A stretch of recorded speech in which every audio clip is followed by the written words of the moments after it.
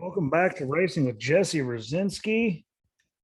Hopefully you had a good weekend. Hopefully you got to enjoy some of the racing that happened over the weekend, minus the All-Star race, because that was a complete cluster.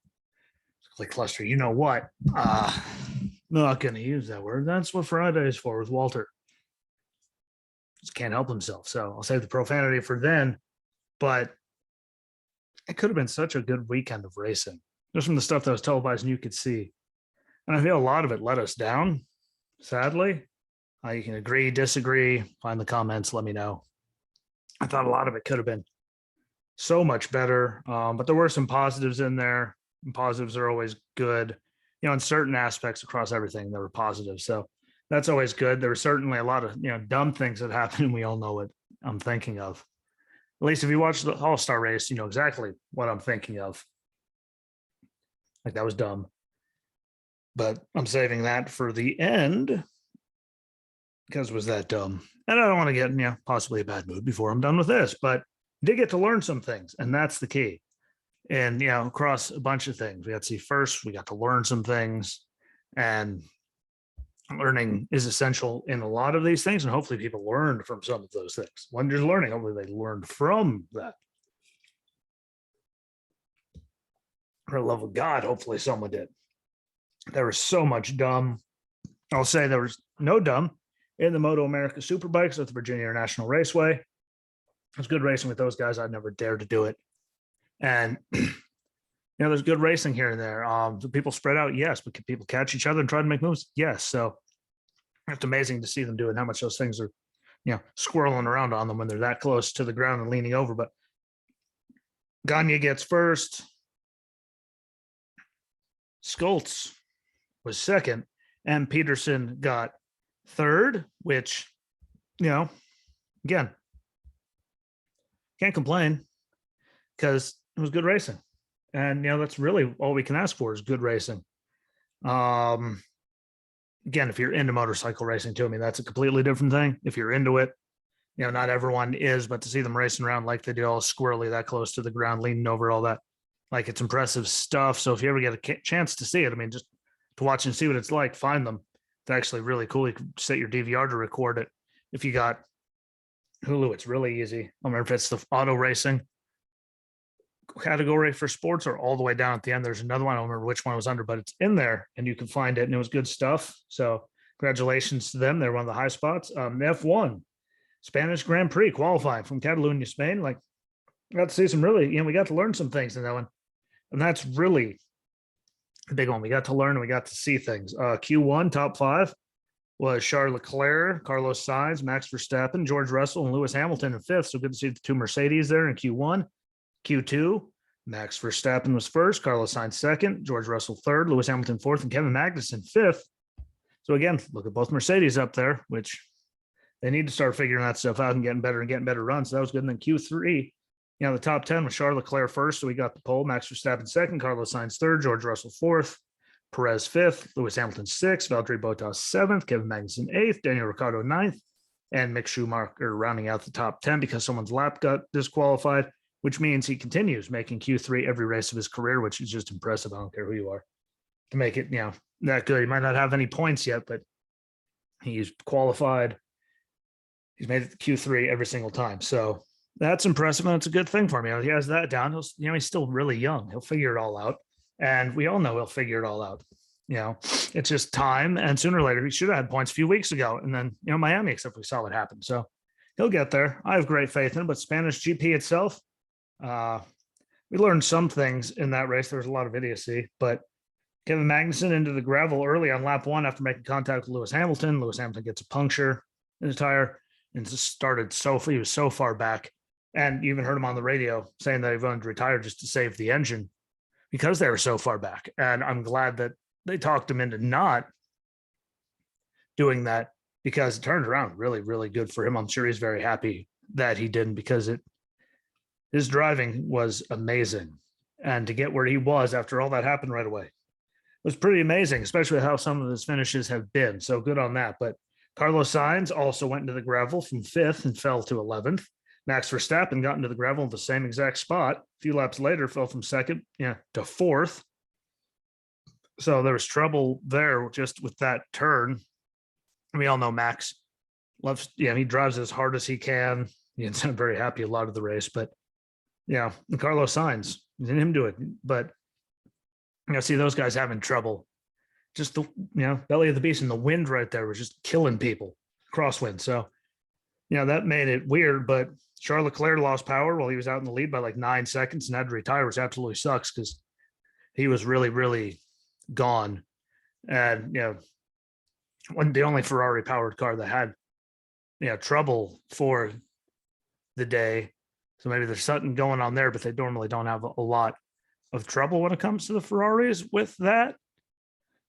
But losing power when you're like that, when you're that far ahead, like lap 26 or something like that, just has to absolutely be demoralizing and suck. But it is what it is. And the thing that made me realize why most people, I know NASCAR drivers ever try to be in F1 when they told Sergio Perez to move over, team orders, for his teammate Max Verstappen to get out front because of the championship.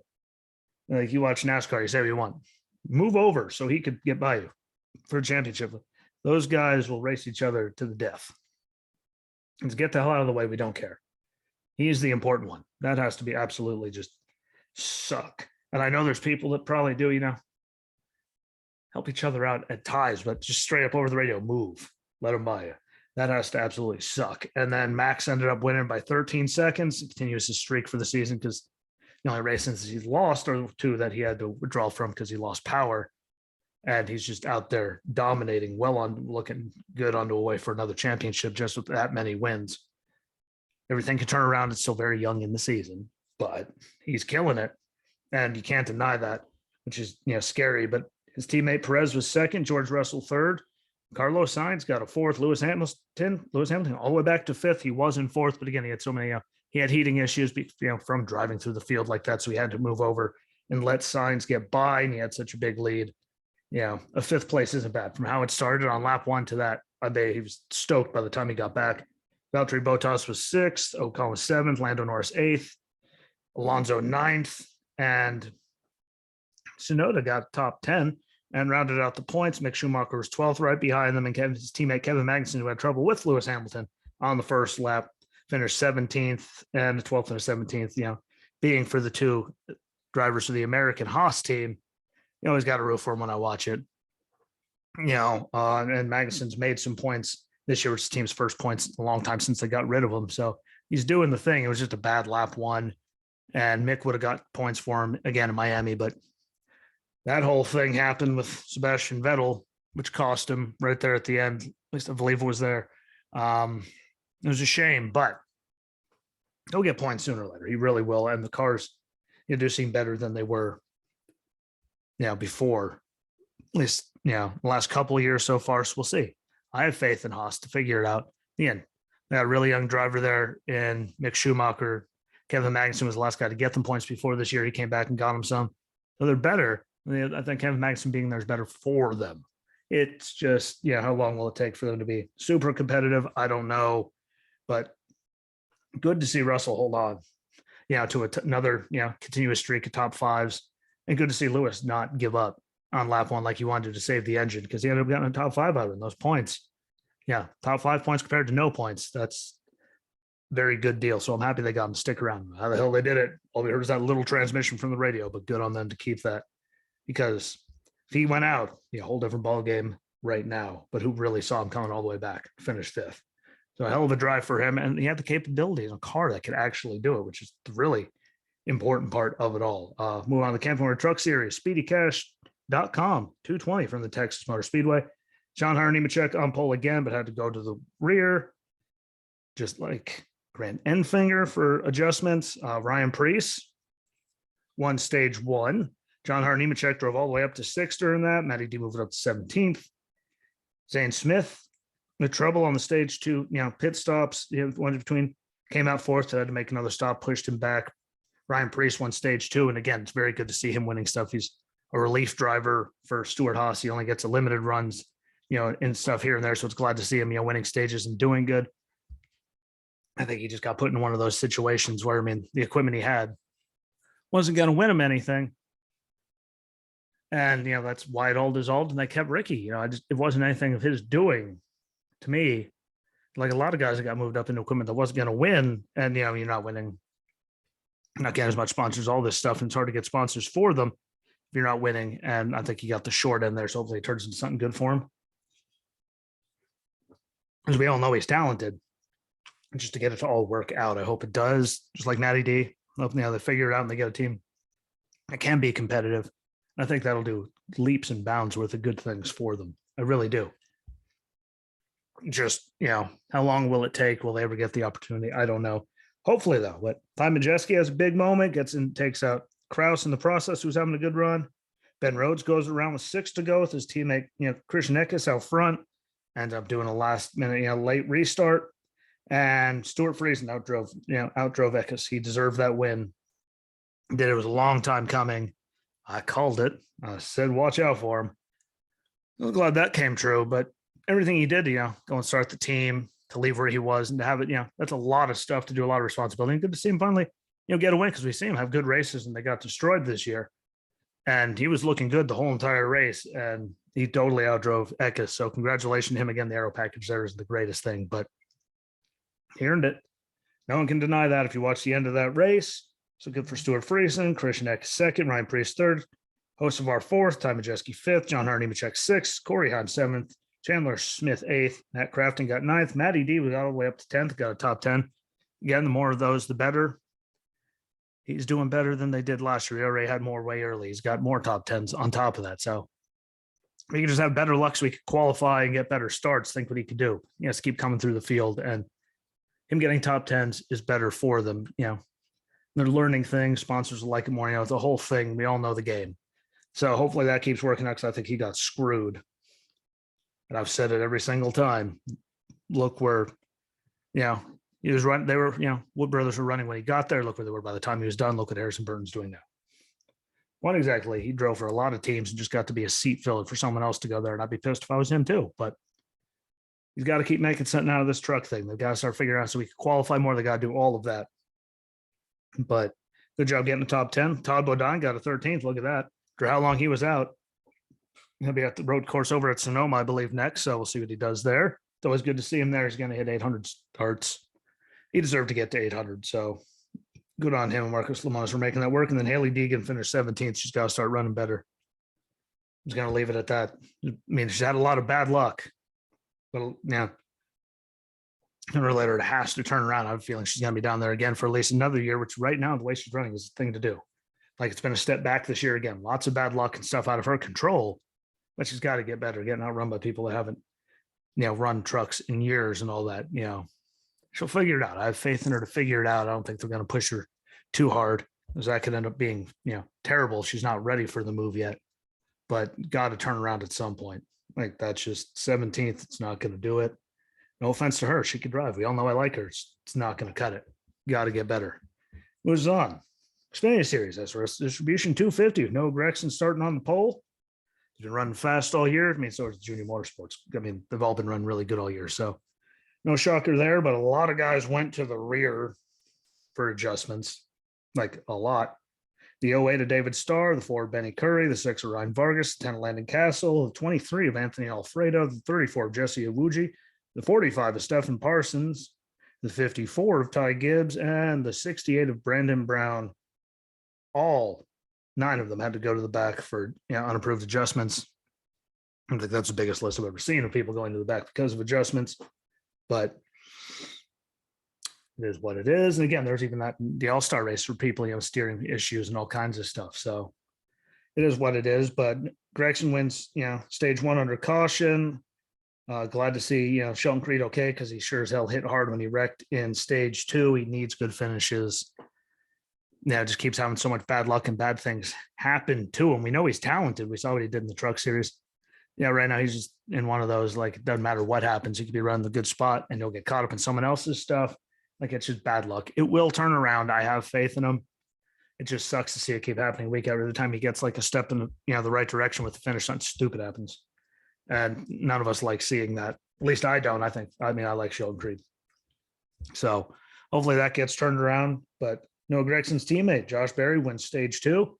So put JRM at 2 for 2, which should surprise no one. Again, look at how they're running between, Allgaier, Gregson, Barry, and Mayer. Like they're out there killing it. So they're always fast, and that should surprise no one. But it sucks to see Noah Gregson smoke his car in stage 3, but he sure hit the wall. And then Tyler Reddick gets the win and gives Big Machine Racing their first win. It's always good to see teams get their first win in the series. Just again, winning, it gets them be in the playoffs. Chance to, as long as someone runs the car every week, but it never mind, even if they can't, like, got them a win. That opens the door for sponsors, alliances with people, like so much good momentum. Like it just brings so much good to a team. So good on Tyler Reddick, and we know what he could do. No one should be surprised. I mean, he won 2 straight championships, 2 different teams in the Xfinity Series not that long ago. So good on him, though. Really, I mean, they deserve it. We've seen a lot of teams. Trackhouse got the first win. Cole Custer got a win for a team in the Xfinity Series at Auto Club. Lots. I mean, you need them. It helps teams so much, just attract more people to get more money, to help make you more competitive. So good on him. But William Byron was second, Sam Mayer third, Allgaier fourth. I mean, there we go. How many JRM cars can you have in one spot? Austin Hill got a 5th. Ryan Truex got 6th in the unsponsored 18 car for Joe Gibbs, which I still can't believe doesn't have a sponsor on it when he's running. Like they can't get one, but what do I know? Josh Berry 7th, Riley Herbst 8th. Good for Riley Herbst because, again, he needs to start stringing together good finishes. And for himself, but just the team in general, like they all seem to, they're all clicking a little bit better. And I like to see them keep on getting better. Because again, since the last couple of races 2 years ago, they didn't seem the same for the longest time at Stewart-Haas. So good to see him up there. AJ Allmendinger gets 9th, and Landon Castle rounds out the top 10. So another good run for him. And Jeffrey Earnhardt got a 19th again, still had the same sponsor. They drove in the 3 car. But good run with what he had, and all the good luck to him going forward. Again, he showed what he could do at a restricted plate. You saw the moves he was making at Talladega in that black 3 car. You can't make those moves unless you have talent. So hopefully, leads to something good, and someone gives him something down the line that he could be competitive in. Only time will tell, but no one can deny he's doing better. I mean, he could try to, but it's not going to work. Sorry. He deserves, at least a good ride somewhere. If a lot of people have him, he deserves at least a shot. And brings us on to the Cub Series, the All-Star race. The giant headache that it turned out to be at the Texas Motor Speedway. And there were some good spots, but, it just wasn't very exciting. I've never seen so many fans on social media talking about how boring the racing is while they're at a track. I mean, it's not a good sign. It really wasn't that good. But start out with the qualifying. Harrison Burton picked up 0.4 of a second for practice qualifying, so good on him. There's a nice thing I'm going to say about him today. The rest of it wasn't good. Tyler Reddick won the pole for the Open. Good on him. We know he's fast and how talented he is. William Byron gets first. Other guys already qualified for the race. Again, look how good Hendrick's been running, all of them, especially Byron. So no surprise there. And the way they did qualifying for the top 8 there, it at least got Hannah to look up. I mean, old school race fans probably didn't like it. A lot of people probably didn't like it. I mean, I thought it was interesting, brought a different dynamic to it. And again, Hannah was watching it. Like, she at least looked up, and she's not a big, never was a fan growing up. She watches them occasionally. She loves going to live races. So there is that. That's a very good thing. But people like her, they don't get to see it, compared to single lap qualifying, that got more eyeballs on it. So that even did a little bit to help them get viewers. Good on them. The greatest thing ever, but racing down to a pit stall, 4-tire change, and race back to the line, that's nothing. So at least they did that. I just, it was different, but when you saw how it all worked out, it really didn't bring any extra excitement to anything, because of how most of them went. But I mean, Byron defeated Almirola. I said it was going to be 10 seconds, took way longer than 10 seconds to go. But when they finally turned the light screen, Almirola just sat there for a few seconds. So, William Byron drove off and won easily. Ryan Blaney defeated Ross Chastain in a close one after that. Kyle Larson defeated Kurt Busch. And Kyle Busch defeated Truex by a mile to advance to round 2. And then Blaney defeated Byron easy. Kyle Busch defeated Larson, even with the bad pit stop where he had all kinds of troubles, but Larson stalled it out trying to get it going. So he was trying, he just did it. And it cost him. And then Kyle Busch defeated Blaney to get the pole. and everyone that won. Never mind, pit speed. And even if they came out close to each other, just the whole air package there, aero just doesn't help any of it. I don't care who you are. Argue me. Find the comments on everything. Argue with me. That aero package just wasn't good. The All-Star Open, again, the All-Star race, stages of 20, 20, and 10. And the fourth spot to go into the actual All-Star race is left up to the fans. Win the stage, and you're done for the night until the All-Star race. Stage one, Reddick was on pole, but had to go to the back for switching that steering component. His teammate Austin Dillon didn't. But Suarez was the control car on the start. He looked good all night. Ricky, that'd be Ricky Stenhouse for those that don't call him Ricky. Won stage one, advanced to the All-Star race. Stage two, big one was Landon Castle hitting hard in that one, but Chris Buescher won stage two to advance. And then stage three, Reddick went around with 8 to go, and you heard him say on the radio,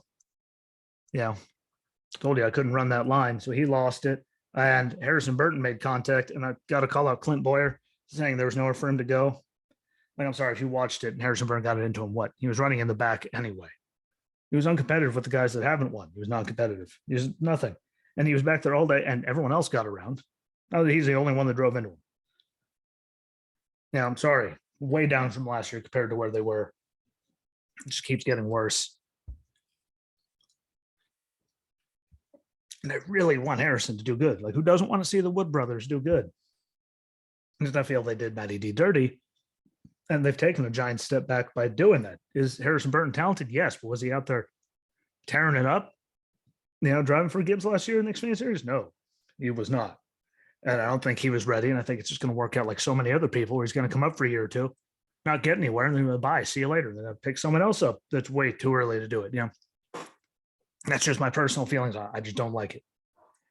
Personally, I've said it repeatedly on the show ad nauseum. We're going to get after it again on Friday, I'm sure, with me and Walter, but it wasn't that good. Sorry. He's not good, and it's a giant step back for the team, and it's doing nothing to help them. But Suarez won stage three. Eric Jones got the fan vote. Good to see him get the fan vote. It was normally Matty D after that because the fans love him. Learned that Dick Trickle was 48 when he won Rookie of the Year. Didn't know that. That's still astronomical, but for being at that age, good on him for doing that. But setup, the races, really, once person got up front, all of them, it was just, there's a few people that could actually race people, but once people got up front, really, that was it. The air just took the fun away from it. Just Martinsville earlier, when people were saying, I was just aero blocking him. Aero blocking should not be a thing on short tracks. And I get it, a mile and a half, but that aero package was just terrible. But once you got clean air, you were gone. If you watched the whole thing, you can't deny that. But moves on to the All-Star race itself. Don't blame me for saying it was only 50 laps. That was on NASCAR on their app and everywhere. Because, heaven forbid, apparently the first 75 laps in the first three stages didn't matter. Don't get mad at me for saying that on Friday. Even though if you only watched the last 50 laps, you saved yourself a lot of misery. But at stages 1 through 3, 25 laps, stage 4, 50. Kyle Busch starting on pole. And then he just drove away and very easily won stage one. It wasn't even like a competition. It was just done. Harvick had his hood up, during the pits between stages, but it looked like he kept going. But it was just really just weird. Kyle Larson hit a wall on lap 12 of stage 2. Looked like he lost a tire, but he just went in and hit it hard. And even when Kyle Larson's out there after a wreck saying it's not like you could pass out there anyway, that's not good. And there's very similar tracks that they run the mile and a half, Charlotte and all that coming up. So hopefully it's not just like the racing last night at Texas, because that'll be a long 600 miles. And I'll be very thankful that I didn't buy tickets to go to it, because I just can't do it. But even the new car didn't fix anything there. It was just bad all night. And why did Kyle Busch probably not win? Because he lost the left rear tire in the lead. And never thought I'd be defending him. But when he lost the tire in the lead, he did move down low. Chastain hit him. We all saw him take off. Thank God he didn't go flipping through the air and all that. But that had to absolutely suck. Got into Chase Elliott. Chase hit so hard that you saw, the right front of, I believe it was his right front, was pushed out like 6 inches in the direction it shouldn't be, because he hit that hard. But everyone bashing, never thought I'd be defending. I defend him normally. But Kyle Busch, where he lost that tire and how slow he was going, where was he going to go? Right where they caught him. He stayed up top. Someone was going to be there. He stayed in the middle. Someone's going to be there. It goes down low. Coming off of where they were and how narrow that part of the track is, that was not going to end well at all, in my opinion. You can again, please comment on here, start a conversation about it. Where he was there in the dog leg and all that, but so narrow there. Where the hell was he going to go without someone, getting to him? Really? I mean, that is a narrow part of the track. We all know it. They all talk about it. Where was he going to go? No matter what, I'm pretty sure he was getting hit by something at some point. Did it absolutely suck? Yes. Are we very happy that Chastain only flew in the air a little bit off his left rear and then hit the ground and didn't go barrel rolling? Super yes. But this one time, I have to say, I don't mean no matter where he went, it was just being right there. It was going to suck, really, in my opinion. Like, hold your line up top. Yeah, there's people up top. And they were going really, really fast compared to him. Closing rate is, obnoxious. And I just don't think there's anything that could have changed that from happening. Just because of where he was. That's my take on it. Comment, tell me what you think. Find the video if you're watching it. Audio, comment on the thing. Find the Facebook page where I share the audio links, or go to YouTube and find the video, subscribe, like it. Tell me what you think about it there, but I don't think there's anywhere he could have gone personally to make it not end terribly. Just the way that's just me, though. Where's he going to go at that speed compared to their speed at that part of the track? That was going to suck no matter what. And it did, but thankfully everyone walked away okay. Stage 2 ended with a green-white checker with Cindric getting the win. Logano's pit crew is the quickest fast pit stop, which won them some money. And him, I believe he started third in stage 4 because of that, because of the wrecks from Kyle Busch and that, who won stage 1. So it didn't matter. I'm pretty sure that's how that went. Recchi and Christopher Bell lose tires into the wall to cause a caution. Another green-white checker to end stage 3. Blaney won stage 3. We saw his unhappiness with his teammate Austin Cindric before that, bumping him and stuff after everything. But you heard the radio. If you didn't hear the radio, go find his radio. He was not very happy a lot. But I'm going to get to the ending first. Let's just say congratulations to Ryan Blaney. They made you earn it twice, and that was just stupid. But I'm about to get into that. Denny Hamlin second, Austin Cindric third, Joey Logano fourth. Good run for Daniel Suarez fifth. Alex Bowman was sixth. AJ Allmendinger seventh. Chris Buescher and Brad Keselowski eighth and ninth. Christopher Bell 10th, and good for Roush Fenway. Keselowski, they needed a race where both of them were doing good. They really, really did. I don't think any of us can deny that they needed a race where, they both ran up there and did good, regardless of, how the track was going, the aero package, people that wrecked out, like just to see them both finally up there, and especially the way Brad's been running, because Chris has had much better results than Brad. Pretty much. It was really good to see them both up there. That thing's glowing in the dark if you're watching the video. Blue for some reason. It's reassuring because never comes up that color. So that's even cooler. Some kind of jankety technology going on behind me there. But yeah, Brad needed that. Looks weird in blue. Brad really needed it though. So maybe it's something they could build on. Maybe, we'll see how good they could be when they come back. See if they can learn anything from it. I'm not sure if they can, but for the love of God, having Brad up there in the top 9 after the year he's had, between penalties and everything else, just bad runs, bad luck. Or Buescher's way up there and he's running back in the 20s. It's good to see him get a top 10 however they can. So congratulations to RFK, whether it was an all-star race or not, for getting up there. Now on to the fun part, which I promise I'm going to try not to drag out too long when I get to it. But the F1 race, wasn't really a race, nowhere near for the win, but we got to see both Mercedes run good and finish up there, especially after Lewis had his trouble and was getting ready to just quit really early to save the engine. It was good to see, that comeback from him. But again, Max was in a whole different league. He got by his teammate and just drove away. At one point, he was up by like 20 seconds plus. Only won by 13, but at least he seemed like he was driving smart at the end of the race and not driving harder. It was good to see Friesen get the win. Been too long, and all the effort he put into that team. It's good to see that. It was good to see Big Machine get their first win as an organization in the Xfinity Series. Now on to the bad part. Besides the All-Star race was really boring and the aero package killed it. Whoever decided, like the idiot, we all know why. Why would they not throw a caution there when he's coming to the line and try to make an interesting, finish? Like, guess what? You didn't have any excitement. And I hate to break it to y'all. Recchi got into the wall, barely. Nothing came off his car. The two cars that were behind him drove right by.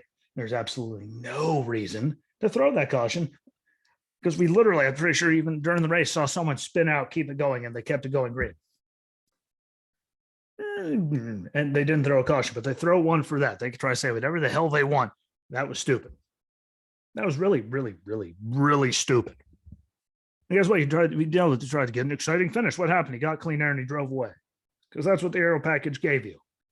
But to throw the caution for that after all the stuff you did when he was 12 feet in front of the line, like you wait till the last, we wait till the last possible second. Yeah, because you know you didn't have to. You're hoping something stupid was going to happen. Nothing stupid happens. Let's throw the flag. Like when you had the checkered flag waving at one point. And thank God, Blaney, they let him just find a way to wedge it up in there to keep the window net up. Think what happened if he lost that race over something that stupid. Like, think of the hell that would have broke loose over something that dumb for absolutely no reason other than they could, because there's not a valid reason for them to throw that. And anyone with eyeballs can see that. So they're trying to create a better finish, and all they did was piss a lot of people off and almost screw someone out of a win. And that was dumb. That was really, really dumb. That didn't need to happen. I'm sure we're going to get even more vile on Friday mornings. Make sure you're paying attention on Friday for that one. Walter gives his opinion. That was the dumbest thing I've seen them do all year.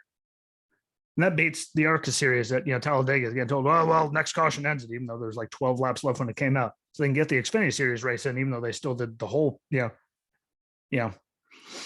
race day beforehand, the big long pre-show while they were there, and the race ended with the sun up. They could have finished those, but that screwed the fans, drivers, teams, everything. And that one early, but then they go and pull that one. You can't say there's any reason except trying to make an exciting finish to a boring race, which then ended up being a boring finish because he still drove away because of the aero package. Like, that was stupid. That was really stupid. And I know stupid. Trust me, I have done stupid. I've known stupid. I was in the Marine Corps. I've met lots of stupid. That was really just really stupid. Hopefully we don't have to see that again, but I mean, think if Blaney couldn't get his, thing rammed in there somewhere, had to pit. And ended up losing when he should have won just because they threw a caution and tried to make it more exciting. Like, everyone should be pissed about that. Dale Jr., they got everyone talking about Blaney's thing now, not how bad the racing was. Yeah. Don't worry. We're also talking about how bad the racing was, along with how they almost screwed Blaney. Don't worry. Still talking about both of them. But that was just the most, I don't even have words for that. At least not nice words that I could say, because I'm trying to piss off YouTube. But that was no excuse. But I'm going to jump off there. Say thank you for watching. Thank you for listening. Thank you to the new listener after, we had our conversation on a post on Facebook. I appreciate the follow. Hopefully you like it. Again, videos, YouTube and Rumble. I share them out on Facebook on Fridays when I do the show with Walter. So you can find them there, but you can subscribe to both of them. Hit like on the video. Tell me what you think. Tell me if you want to come on and talk racing. Tell us what we missed on Fridays. All that stuff. Everyone on Good Pods, thank you. Again, follow along on all the other platforms. Share them out. Go on the Facebook page, once you have one. Just find Racing with Jesse Rusinski and share out all 3 audio links that are going to be on there here shortly. So that way there's more chance for it to get to everybody. And those links lead, and I'm on Anchor, Breaker, Stitcher, Pocket Cast, Radio Public, Spotify, Apple, and Google Podcasts. And again, I put them on, it's on, Good Pods as well. So please just share it out on the social media as many people as you can, people to get more people involved and to get it growing, the good old grassroots way without having to give money to all those major corporations that already have way more than enough money, especially right now. So again, appreciate you all. I'll be back Friday with Walter to talk about everything with the coming week, Coke 600, Memorial Day, big weekend, Indy 500. And shout out to Scott Dixon for setting that 4-lap, Indy 500 qualifying record for his average. Good on him. He knows what he's doing. Jimmy looked good in Q1. I think it could be I think he's going to surprise a lot of people this weekend. I think it could be really good just because the laps he ran around Indy in the Cup car for, so long. But we will see. So be good to each other. I'll be back on Friday. Don't forget to share this out, subscribe all over the place. And until next time, my friends, be good to each other. Peace.